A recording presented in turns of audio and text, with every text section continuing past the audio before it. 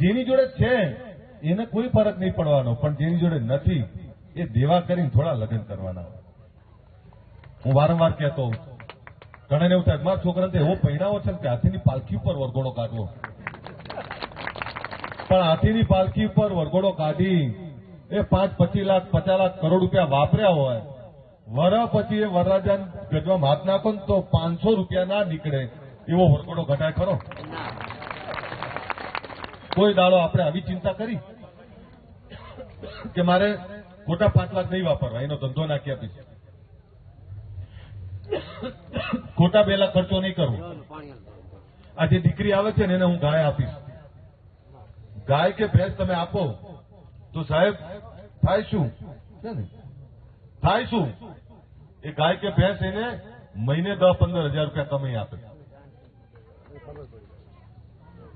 આપણે દૂરનું નહીં વિચારતા. અત્યારે શું આ બહેનો બેઠી એમને કહું ગમે એટલો ખર્ચો કર્યો હોય તો ચર્ચા શું થાય? તમારે બીજા દાડે તમારી સાડીની જ ચર્ચા થાય.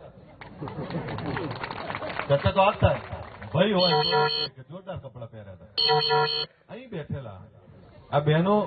તમે જયારે લગ્ન, હું ભાષણ કરવા નહીં આવે, જયારે લગ્નની વાત કરો બીજા જ દિવસે તને ગયાલી તે સાડી કેમ આવી પહેરી હતી, પેલો કે તે સૂટ જોરદાર પહેર્યો હતો, પેલો કે તે કપડા હારા પહેર્યા, છપારી હારી પહેરી. આટલું જ સાંભળવાનું. અને માની લો તમે લખલૂટ ખર્ચો કરીએ નાખ્યો, દેખાડો કરીએ દીધો, અઠવાડિયું 10 દાડા ધુમાડે બંધ કર્યું ખરું, પણ બીજા દાડે લગ્નના બીજા દાડે શું સાંભળવાનું? જોરદાર કર્યું. તો એ જોરદાર કર્યું સાંભળવા માટે 10 લાખ થોડા વાપરી નાખાય. એના માટે જમીન થોડી વેચી મરાય, એના માટે ગીરવે થોડું મુકાય દાગીના. એ જોરદાર સાંભળવામાંથી બહાર નીકળો. હું પણ આ ખોટી ઠૂસમાંથી બહાર નીકળવું પડે. બતાવી દેવું છે. કોને બતાવવું છે? મને સમજાવો ખરા. આપણે બતાવવું કોને ખબર છે? આપણે અંદર અંદર ભાઈઓને જ બતાવવું હોય છે, આપણે બીજાને નહીં બતાવવું. અને બતાવવામાં બીજા સમાજો તો બહુ આગળ જતા રહ્યા. તમે બીજા સમાજોની તો વાત જ ના કરશો. બીજા સમાજના દીકરા દીકરીઓ વિમાનો ચલાવતા થઈ ગયા, આપણે હજુ ત્યાંના ત્યાં છીએ. બીજા સમાજના દીકરા દીકરીઓ હોસ્પિટલો ફેક્ટરીઓ નાખતા થઈ ગયા, ડોક્ટર, એન્જિનિયર, આઈએસ, આઈપીએસ, જિલ્લામાં વહીવટ કરતા થઈ ગયા, રાજ્યનો વહીવટ કરતા થઈ ગયા. એ તો જો તેમની જોડે ટાઈમ જ નહીં, એમની જોડે આપણી જોડે એવું બતાવવા જોઈએ એમના માટે કઈ છે નહીં. અને એમને બતાવવું હોય નક્કી કરી લો, મારી દીકરી ડીએસપી બનીને આવશે આજ સુરેન્દ્રનગરની અંદર. નક્કી કરી લો મારો જ દીકરો આજ સુરેન્દ્રનગર કલેક્ટર બનીને આવશે. આ નક્કી કરશો ને એને બતાડ્યું કહેવાય. સારા વેપારી હોય એટલે એમની જોડે છૂટ હોય તો બધું કરે, પણ પરિસ્થિતિ એક એવી થવા લાગી કે કુરિવાજો, ખોટા ખર્ચાઓના કારણે ઘણા મા બાપ દીકરા દીકરીની ખુશી માટે જમીન ગીરવે મૂકે, જમીન વેચે, દાગીના ગીરવે મૂકે, દાગીના વેચે. એ વેચેની પણ એ વેચીને ખોટા ખર્ચા કરીને દેખાડા કરવા પડતા. ચર્ચા કેવી થાય કે ભાઈ મારા ત્યાં તો હમણાં આટલો બધો ખર્ચો કર્યો, એટલે આપણા છોકરાઓને શું થાય કે હમણાં મા બાપે આટલો બધો ખર્ચો કર્યો, મારા મા બાપ કેમ ના કરે? અને મા બાપને એવું થાય કે દીકરા દીકરીનો પ્રસંગ કરો એ તો આપણી જવાબદારી. એટલે ઘણીવાર દેખાદેખીમાં એવું ચાલુ થયું કે દેખાદેખીમાં લોકો લખલૂટ ખર્ચા કરવા લાગે. તમામ જગ્યાએથી આમ મેસેજ મળવા લાગ્યો કે ભાઈ ખોટા ખર્ચા બહુ થાય છે, ખોટા દેખાડા બહુ થાય છે. ત્યારે આપણો સમાજ, આપણા સમાજમાં સમાજને કંઈક આપવું હોય તો એ 2-3 બાબતો છે. એ સમાજમાં ખોટા ખર્ચા બંધ થાય, સમાજ એક થાય, સમાજમાં વ્યસન મુક્તિ આવે, બાળકો ભણે. આ બધી જ દિશાઓમાં કામ કરવું પડે. એટલે જયારે દિયોદર બેઠક થઈ ત્યારે એ આપને કહું કે 2,10,000થી વધારે લોકોની સહી લેવામાં આવી. બીજા બંધારણ બની રહ્યું છે, તમારા જે વિચારો છે એ વિચારો મૂકો અને એ વિચારોના આધારે એક બંધારણ બન્યું. અહીંયા પણ પાટડી દસાડાના આગેવાનોને અભિનંદન પાછું કે એમણે પહેલ કરી 91 ગામની લગભગ. આ જે પહેલ કરી છે તમને અત્યારે ખબર નહીં પડે. ઘણીવાર હું ચર્ચા કરતો કાલ કોઈની જોડે કે આપણે મામેરામાં એટલા બધા વાસણ લાવે, લગ્નમાં એટલા બધા વાસણ લાવે. હવે ઘર એક રૂમનું હોય, આ વાસણ મૂકવા ક્યાં? એટલે ઘણી વાર વાસણના કોથળા 2 વર્ષ 5 વર્ષથી ત્યાં પડ્યા હોય. એટલે કે વાસણ પ્રથા બંધ કરીએ સારી વાત છે. બીજું તમને કહું કે લગ્નમાં એટલા બધા ટોળા લઈને જઈએ એટલે ઘણી વાર તો વેવાઈને ખબર જ ના, વેવાઈને 50 લખાયા હોય તમે 200 પહોંચી જાઓ અને પછી વેવાઈની કામી કાઢો તમે. ઘણી વાર આવું થાય.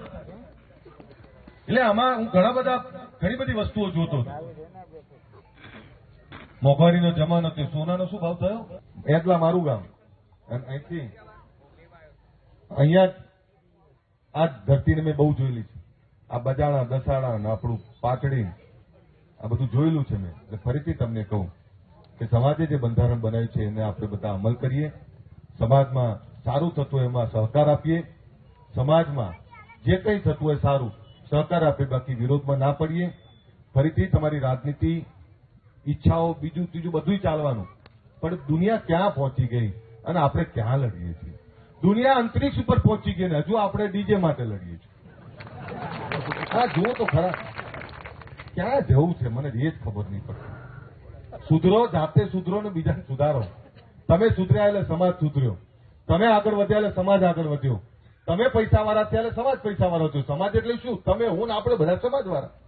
તો સમાજમાં બધા લોકો જોડે રહે, એકબીજાને મદદરૂપ થાય, સમાજની ચિંતા કરે, કુરિવાજો ખોટા ખર્ચાઓમાંથી બહાર નીકળે અને સમાજ, એક બંધારણ, એક રિવાજ, એ પ્રકારે બધા આગળ વધો. એ જ વિનંતી સાથે મારી વાત પૂરી કરું. મારે આગળ જવાનું છે. હું સવારમાં 4 જગ્યાએ હાજરી આપીને આવ્યો છું. કરવું પડે. અને બંધારણનો કડક અમલ એટલે કોઈ કડક કાર્યવાહી નથી, એમાં બધાને સંમત કરવા પડે. આ બંધારણ બનાવો છો, આ બધા તમે અમલ નહીં કરો તો મતલબ શું છે? બધાએ સંમત કરવા પડે અને સંમત થઈ અને બંધારણની અમલવારી થાય તો સમાજનું ભલું થાય. કોઈ પણ નિયમ બને છે તો જેના ભલા માટે બને છે, એ જેના ભલા માટે બને છે એને તો અહેસાસ કરાવવો પડે ને, એને તો સંમત કરવો પડે ને.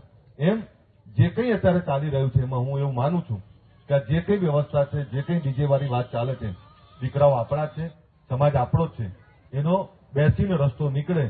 પણ હમણાં અહીંયા મેં જોયું કે એમાં એક વાત સારી લખી છે કે સાઉન્ડ સિસ્ટમ ગામમાં ગરબા રાખવો હોય તો રાખી શકાય, પણ એ બેઠું સાઉન્ડ બેસાડીને ડીજે નહીં લાવી શકાય. પણ સાઉન્ડ તો હવે જે ગાડીમાં સાઉન્ડ સેટ કરતા હતા એ હવે અહીંયા સેટ કરજો. શું ફરક પડે છે? તમારે તો સાઉન્ડ સિસ્ટમથી જ મતલબ છે ને. જે ગાડીમાં લઈને ફરતા હતા ત્યાં, માફ કરશો, ગીતોનું પસંદગી બહુ ખરાબ હતી, ભલા જે બધા કહેતા હોય. ગીત દ્વારિકાના નાથ મારા રાજા રણછોડ છે, એ ગીત ગઈએ ને તો એક એકના હાથ તરત તાળીઓ પડે ને એકમ ગાય, જોડે ગાય. જૂના ગીતો હતા, જૂના લગ્નના ગીતો હતા, તો એ ગીતોમાં બાપ અને દીકરીની વેદનાઓ ગાતા એ ગીતો હતા. જૂના ગીતો ગાતા આ બધા માજી બેઠા જ બધા એ ગાવા લાગ્યા અંદરની. જૂના ગીતો સંસ્કાર આપતા હતા, જૂના ગીતો આપણને દિશા આપતા હતા. એમ જે કલાકાર મિત્રો છે, આપણા દીકરાઓ છે, એમને વિનંતી કરી કે એવા ગીતો બનાવો કે ગુજરાતના લોકમુખે ચર્ચાય, લોકો પણ ચર્ચા કરે કે વાહ ક્યાં વાત છે, ઠાકોરના દીકરાએ ગીત સારું બનાવ્યું. અમને ગર્વ તો લેવું હોય ને. એમ બંધારણ જે બને છે એ બંધારણનો અમલ કરજો. એ બંધારણના અમલ થકી સમાજનો ફાયદો કઈ રીતે થાય એની વાત કરજો.